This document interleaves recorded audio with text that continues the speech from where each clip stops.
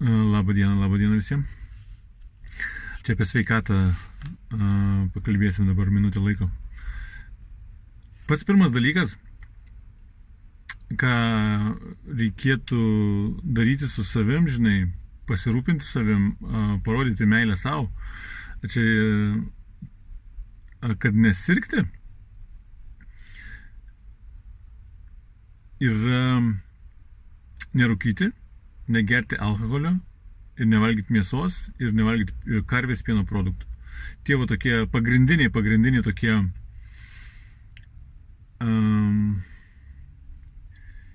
į mumis įdiegti tokie,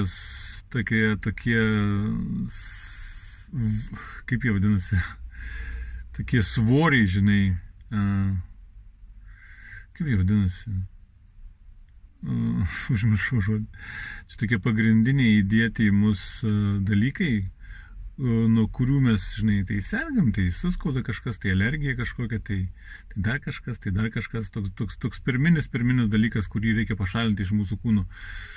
Tai rūkymas, alkoholis, ir dar narkotikai, aišku.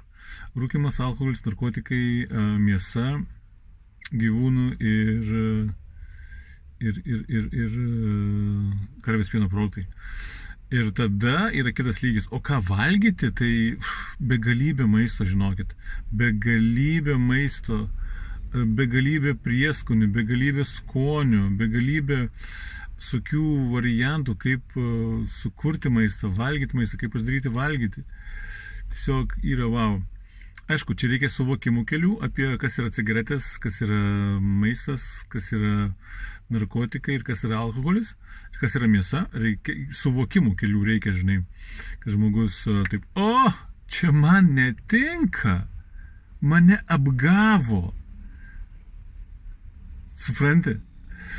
Kai suvokim tą, žinai, tai yra visiškai kitas lygis jau yra visiškai kitas lygis ir galvojam kitaip, ir alergijų nebėra, ir galva švari, ir galva tokia sharp, žinai, angliškai sharp, tokia sharp. Wow. Tai va, toks pagrindinis, toks vienas iš pirmųjų tokių etapų, kaip neturėti alergijų ir nesirgti ir taip toliau ir panašiai, žinai. Tai va, pasimatysim labai greitai. Jeigu rezonuoja, prisijung, užeik, nesidrovėk, spausk visus mygtukus, pakalbėsim vėliau. Čiau.